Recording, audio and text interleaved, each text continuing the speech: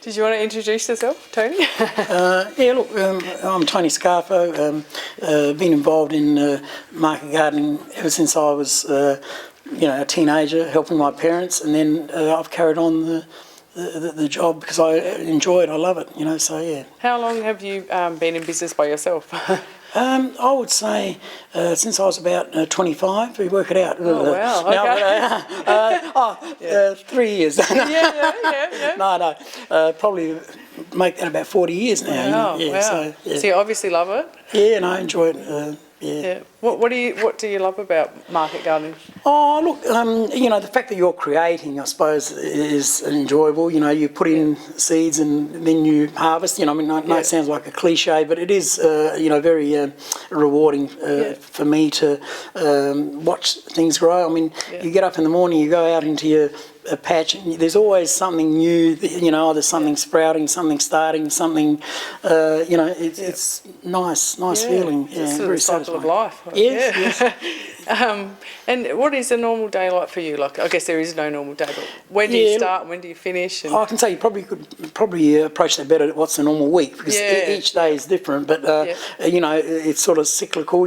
Like you get on one day you have to do pick and pack, and then another day you don't have to pick and pack, so you devote it to all the other chores that you do, like weeding. Weeding is one of them. Watering is another one. And then planting, of course.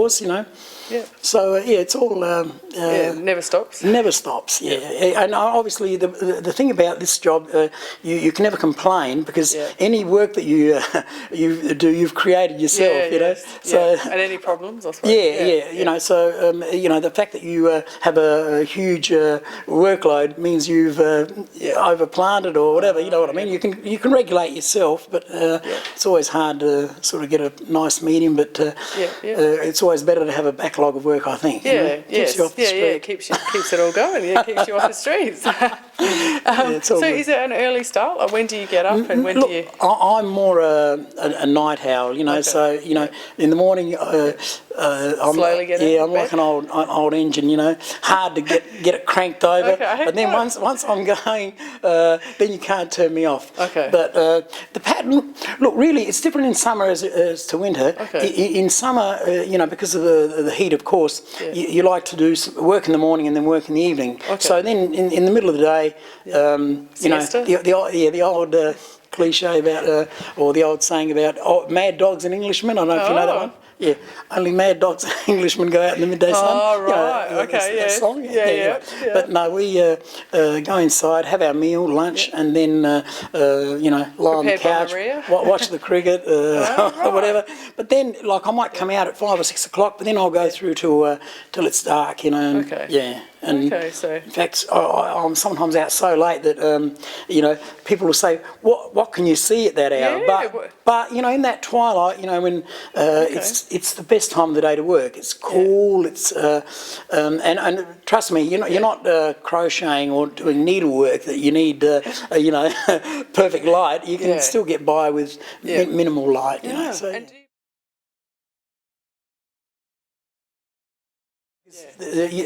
One of your questions could be, what made you go organic? Go organic. There you go. I don't mind you asking yourself your own questions.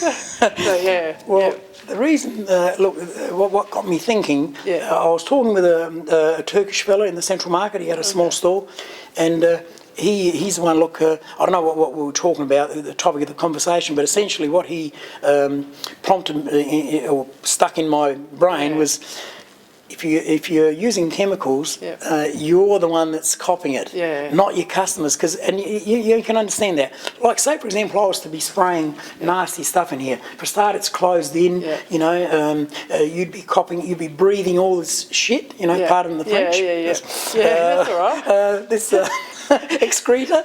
Yes.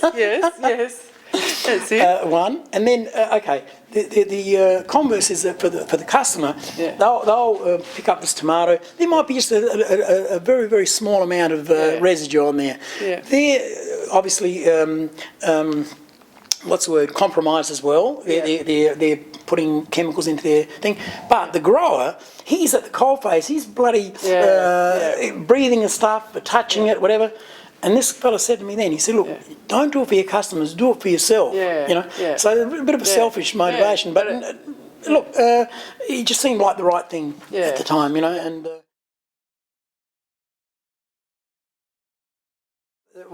in my opinion, the main reason some backyard producers fail is simply because they've got their 2, 3, 4 square metre little plot, and they're forever putting tomatoes in the same spot. Now you just need a little bit more space and move them around, you know, so that you don't acquire diseases, and you know, and not only that, moving a plant around. All plants require different sort of nutrients. So once you've you know, thrashed a spot, you know, get out of there and put them somewhere else. But you can put another, like, put your broad beans there, or your beans, or your spinach, or you know, and then the other year, you know, or actually 3 years are good. You know, three-year rotations are good. There you go. You've got to have the room to do that. And of course, the other thing is, look. No, look, I'd have to do some personal one-on-one training to Well, Dad always says about pulling off the leaves at the bottom. Is that right? Okay, look, one other tip. Some people will put a plant in the ground and then think, you know, it's a sin to touch it, you know. But I can tell you, if you don't prune, so you look at those dirty hands, that's from pruning. Now, unless you prune, you just get a jungle and not good fruit. Yeah, so prune. 2 litres at the most, 2 litres, 2 shoots, you know, grow them up if they're indeterminate. If they're determinate, well then you don't have to, now, the difference, some are bush style, you know, I'll show you somehow. I've got some growing out here actually. They're a bush plant, meaning you don't need to train them. They don't need pruning. But they go blind themselves, you know, they'll produce and then go blind and then go sideways, you know. Yeah, they're strange. So they die off naturally. They prune themselves naturally. But if it's indeterminate and you don't prune it, you just get a jungle and no fruit.